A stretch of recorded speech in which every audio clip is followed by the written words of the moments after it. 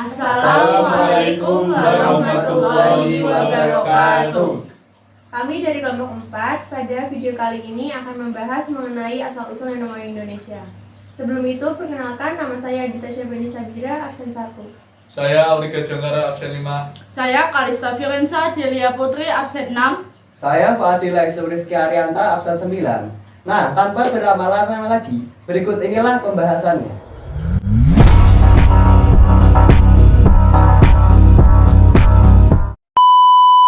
Bangsa Indonesia merupakan negara kepulauan terbesar yang memiliki banyak sekali keberagaman yang terdiri atas ragam suku, agama, bahasa, dan budaya bangsanya. Menurut Wikipedia Kompas dan Kominfo, tercatat ada lebih dari 1.340 suku, 6 agama, 742 bahasa atau dialek, dan banyak sekali ragam budaya yang ada pada setiap suku bangsanya. Keberagaman ini pastinya timbul akibat dari nenek moyang bangsa Indonesia. Ada 4 teori yang membahas mengenai nenek moyang bangsa Indonesia. Teori yang pertama adalah teori Yunan. Yunan dan Yunani merupakan dua hal yang berbeda. Yunan merupakan sebuah wilayah yang terletak di Cina bagian selatan. Nah, menurut teori ini, nenek moyang bangsa Indonesia berasal dari daerah Yunan dan juga menjadi asal-usul manusia modern di Asia Tenggara. Persamaan hasil kebudayaan yang berupa senjata kapak tradisional menjadi dasar dari teori ini. Kapak kuno yang ditemukan di salah satu wilayah Indonesia ternyata memiliki kesamaan bentuk dengan yang ditemukan di Asia Tengah. Tidak hanya itu, menurut Gramedia, terjadi proses perpindahan oleh nenek moyang bangsa Indonesia dan terbagi menjadi 3 gelombang. Gelombang pertama yaitu perpindahan orang Negrito atau Melanesoid. Gelombang kedua adalah ras Proto-Melayu yang membawa kebudayaan Neolitikum. Serta gelombang ketiga merupakan ras Deutero-Melayu yang membawa kebudayaan logam. Ras-ras ini dipercaya mulai masuk ke Nusantara setelah lama menetap di Vietnam menggunakan perahu bercandi melalui hulu-hulu sungai besar yang ada di daratan Asia. Selain itu, menurut teori Yunan, bangsa Indonesia berasal dari satu daerah yang menggunakan bahasa Champa. Bahasa ini sekarang dipakai di daerah Kamboja karena memiliki banyak kesamaan antaranya. Nah, hal-hal ini juga sekaligus menjadi kelemahan untuk teori ini karena hanya berdasarkan kepada kesamaan fisik. Temuan benda bersejarah dan kebudayaan megalitikum saja tanpa mempertimbangkan aspek-aspek yang lain. Sehingga teori ini kurang akurat. Teori yang kedua adalah teori Nusantara. Menurut teori ini, nenek moyang kita berasal dari wilayah Nusantara itu sendiri dan bukan berasal dari luar. Bahkan dikutip dari detik.com, teori ini dipercayai oleh Muhammad Yamin. Yang menjadi dasar teori ini adalah bangsa Melayu yang merupakan bangsa yang berperadaban tinggi. Pandangan ini kemudian didasari pada hipotesis bahwa peradaban ini tidak mungkin bisa dicapai apabila tidak melalui proses perkembangan dari kebudayaan sebelumnya. Kesimpulannya, bangsa Melayu berkembang di wilayah Indonesia dan tidak berasal dari luar wilayah. Tidak hanya itu saja, menurut teori ini, bangsa Melayu yang mencakup Indonesia, Malaysia, Singapura, Brunei, dan sebagian Thailand berasal dari keturunan dari manusia Homo sloloensis dan Homo wajakensis. Karena tidak ditemukannya fosil dua jenis manusia purba itu di wilayah Indochina semakin memperkuat teori Nusantara dan menyanggah teori asal-usul bangsa Indonesia yang berasal dari luar. Tapi sayangnya teori ini kurang populer karena kurang diterima oleh masyarakat Indonesia. Teori yang ketiga adalah teori out of Taiwan.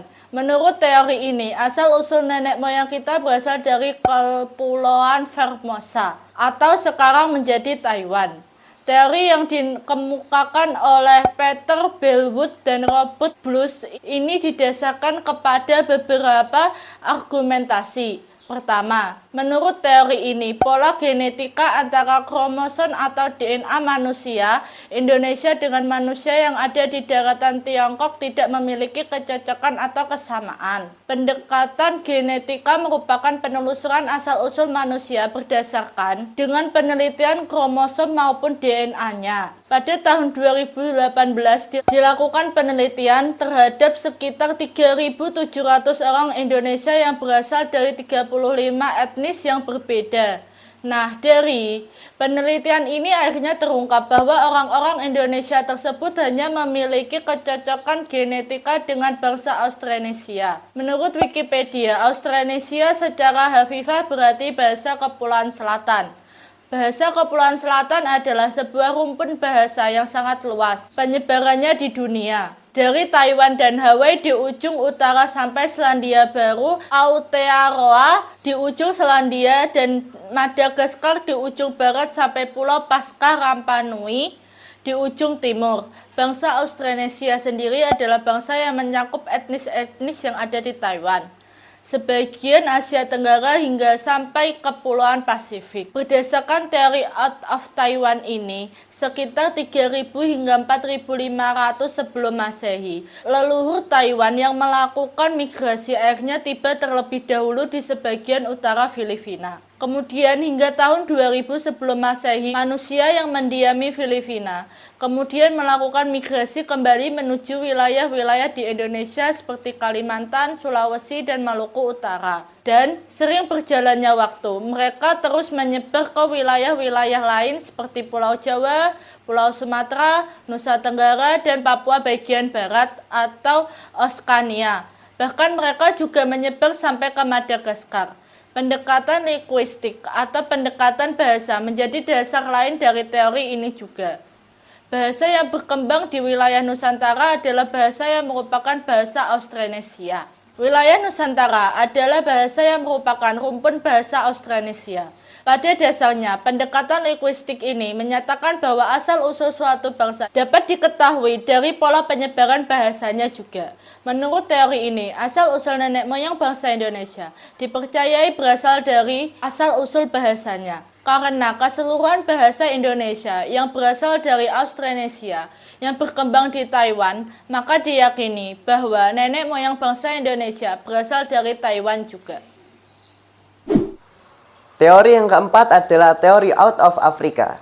Menurut teori ini, manusia modern atau Homo sapiens yang sebagian besar tersebar ke berbagai penjuru yang ada di dunia, salah satunya dipercaya menyebar ke wilayah Indonesia, berasal dari daratan Afrika. Menurut website kebudayaan.kemendikbud.go.id, di Afrika lah jalur Homo sapiens itu dilahirkan.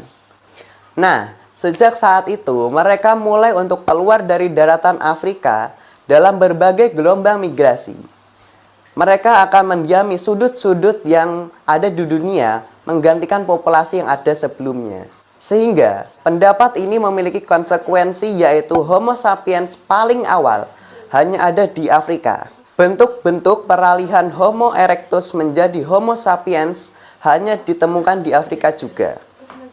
Kemudian, dipercayai juga bahwa bentuk-bentuk Homo sapiens awal di luar Afrika hanya dianggap sebagai spesies yang terpisah yang kemudian punah.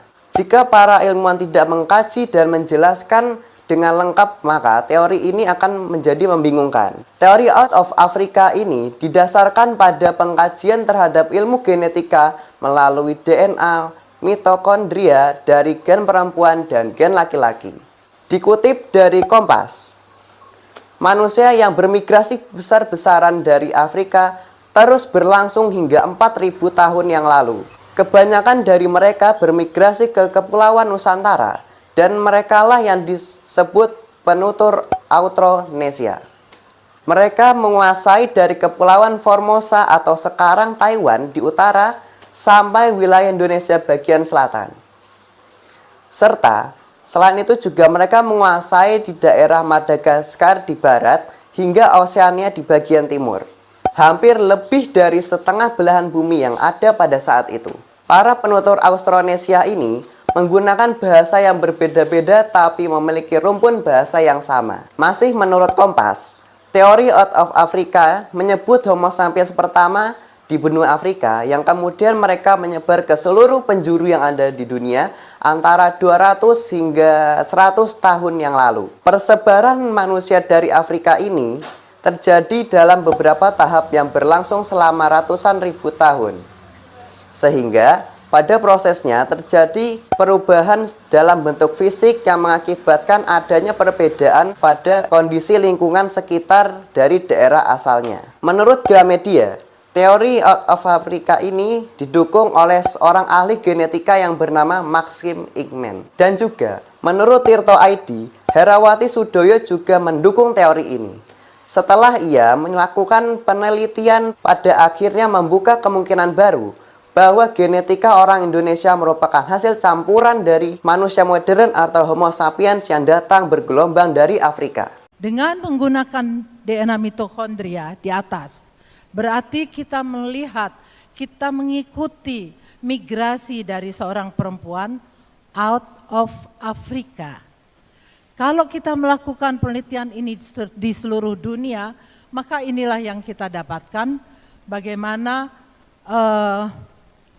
kita mengenal seorang perempuan atau kelompokanlah perempuan dari Afrika yang kemudian dia mengembara sampai ke benua Amerika dan kemudian juga melewati Nusantara ke benua Australia. Ternyata itu adalah yang pertama. Genetik atau media massa begitu mendapat, ini diterbitkan di majalah Science, mereka itu excited. Dan excited kemudian mereka menamakan DNA ini adalah DNA Eva. Hal yang sama kemudian diperiksa pada kromosom E dan ternyata juga semua asalnya dari Afrika. Jadi ceritanya dari migrasi ini adalah out of Africa. Herawati mengungkapkan bahwa sejarah manusia Indonesia sudah bermula sejak 72.000 tahun silam. Pada saat itu, kelompok manusia modern atau Homo sapiens ini berkelana dari Afrika ke bagian selatan semenanjung Arab dan kemudian terus menuju ke timur sampai ke India. Pada akhirnya, sekitar 5.000 tahun yang lalu, kelompok manusia Afrika ini akhirnya sampai ke Kepulauan Nusantara. Sekian video pembahasan kami kali ini. Terima kasih sudah menonton video pembahasan kami sampai akhir. Jangan lupa like dan subscribe. Sekian, terima kasih. Fortnite di Lapa Puji.